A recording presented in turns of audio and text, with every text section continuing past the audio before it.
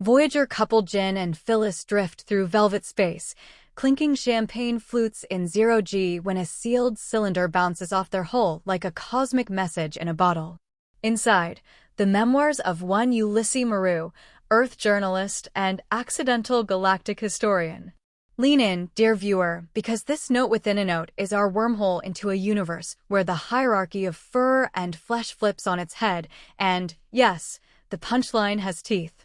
The framing reminds us that stories, like spacecraft, can travel farther than their authors ever dreamed. Flashback, 2500 C. Ulysse joins Professor Antel, an Einstein-eyed savant, and the jovial physician, Levine aboard the Phoenix, humanity's shiny new near-light cruiser. Their mission?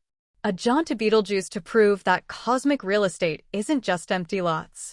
Viewer, picture three optimists betting the mortgage on interstellar escrow. In naming their vessel after a self-renewing Firebird, they practically dare fate to test their resilience. Thanks to relativistic wrinkle cream, 8 months subjective equals 350 years objective. They exit warp near a planet dubbed Soror, a blue-green gem temptingly Earthish. A quick sweep says habitable, though skeptics, that's you viewer, might notice ominous silence on open channels. But optimism is the crew's shared chromosome, so down they go. Relativity promises new worlds, but it also guarantees the explorers will be strangers to whatever era they left behind. Soror's beaches invite bare feet, but Antel's scientific spidey sense tingles at oddly shy fauna and absence of man-made clang. Deeper inland, they discover humans, yes, humans, milling like skittish deer, clothed only in mud and sunlight. Ulysses' first instinct? Journalism mode. Tell me your story. Their response? A blank stare and a fruit to the face. Civilization, it seems, can mold away faster than a summer tan when no predators demand sharp minds. Cue chaos trumpets, rifle cracks echo, nets whiz, and horseback guerrillas burst through foliage like cavalry in khaki. Primitive humans scatter, Levine falls beneath hooves.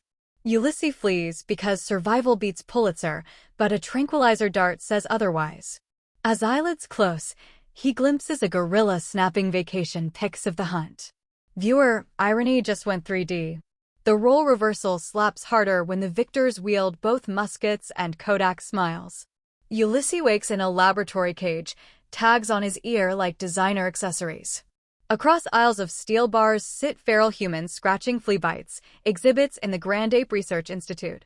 Enter Zira, a compassionate chimpanzee psychologist with a sparkle of rebellious curiosity. She coos at Ulysse as one might to a clever parrot, unaware she's petting tomorrow's paradigm shift. Scientific detachment here doubles as moral insulation, letting apes poke at ghosts of their own past.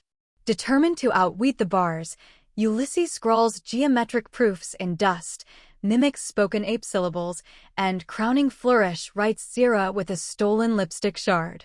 The act detonates Zira's worldview. She dubs him Ulysse the Rational Man, every syllable crackling like forbidden fire. Viewer, the Enlightenment just swung from a vine. Her awe signals a Renaissance moment, where a single written word topples centuries of assumed order. Enter Cornelius, archaeological chimp, and Zira's intellectual beau. Over banana-flavored lattes, science budget cuts, they grill Ulysse on math, music, and moral philosophy.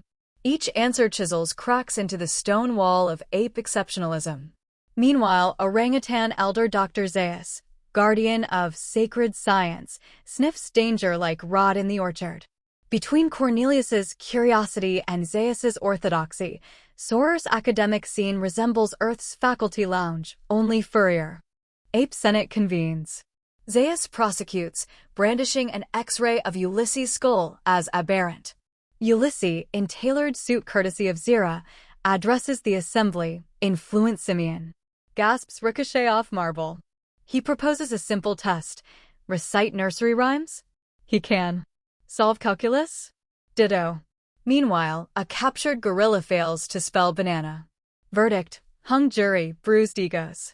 Public spectacle has always been society's favorite anesthetic for inconvenient truths. In adjacent cages, Ulysse befriends Nova, a silent but expressive primitive woman. Freed after his trial, he insists she accompany him, research, affection, or both bloom. Nights under barred skylights see whispered hopes. Soon she's pregnant with the first child of mixed cultural consciousness. Baby's serious. Viewer, evolution just got a baby shower invitation. Their union embodies the fragile thread linking forgotten past to possible future.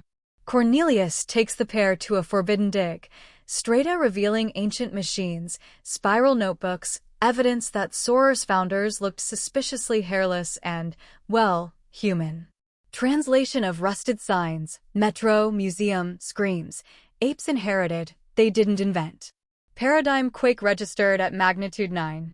Archaeology here serves as both pickaxe and mirror, shattering myths while reflecting uncomfortable ancestry.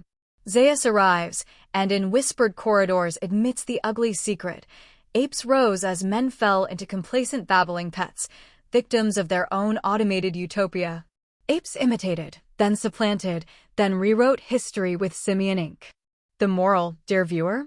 If you don't use your brain, someone else will, perhaps with better grooming habits. Erasure of origin stories proves the ultimate coup, because memory is the gatekeeper of power. Zira and Cornelius hatch a jailbreak, procure the mothballed phoenix, load Nova and Baby, and skedaddle before dawn. Hazards include electrified moats, guerrilla sentries, and Zeus's political fallout. But hey, nothing galvanizes courage like species extinction. Every revolution eventually needs a getaway driver, and sometimes that driver is a retrofitted starship. Engines thunder, cages clang. The trio jets off, leaving Zira blowing a clandestine kiss while security sirens wail.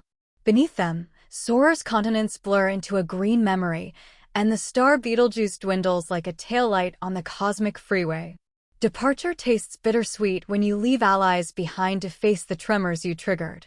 Years subjective later, they approach Earth. Scanners report breathable air, familiar continents, and radio silence. Eerie déjà vu. Baby Sirius, now a curious toddler, fingers the viewport glass as blue marble rotates beneath. Viewer brace.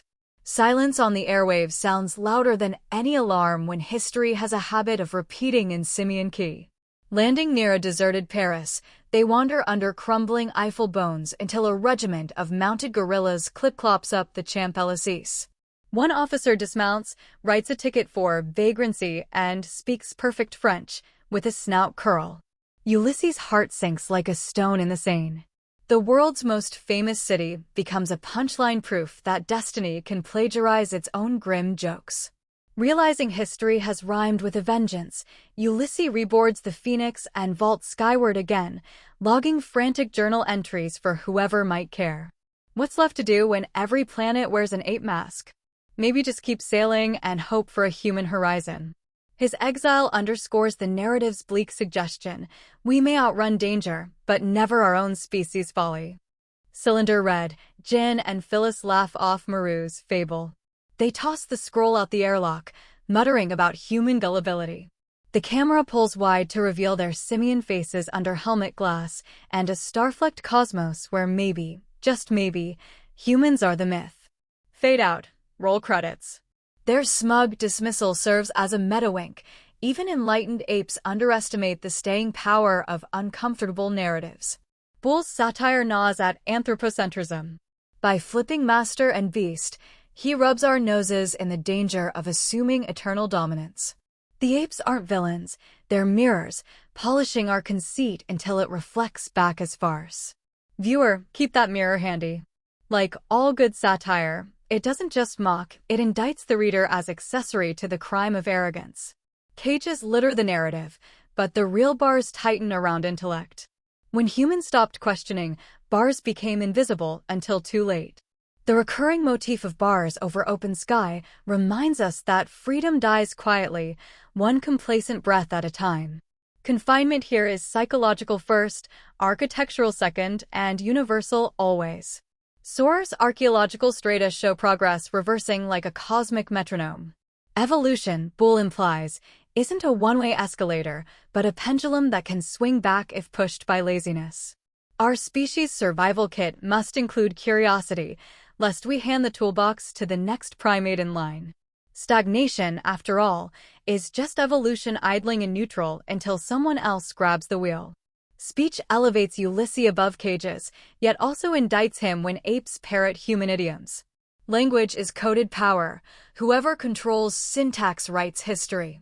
Remember that next time autocorrect changes humanity to banana in your texts. Every lost word is a forfeited acre in the territory of thought. Zira and Cornelius embody science's restless itch, zeus, the inertia of dogma. Their tug-of-war animates every culture, including ours. Progress depends on the curious outpacing the cautious, before caution cements into chains. Boulle warns that facts placed behind altar rails soon ossify into unquestioned gospel. Nova and Sirius symbolize genetic hope, a bridge between what was and what might be. Their existence hints at integration over supremacy, a whisper that coexistence beats conquest. Parenting, after all, is the universal sequel. In their quiet tenderness lies the loudest argument against rigid hierarchies. The final twist, Apes on Earth, closes the loop, leaving us trapped in an endless hall of mirrors. Are we observing apes or being observed? The planet itself becomes a carnival glass reflecting our potential futures, warped by choice or neglect. You, viewer, are holding the ticket. Self-recognition, it turns out, is the scariest jump scare in speculative fiction. Boulle's wit is a scalpel, carving satire so clean you don't feel the cut until your worldview bleeds. By laughing at apes in suits, we laugh at ourselves. Humor is anesthesia for existential surgery.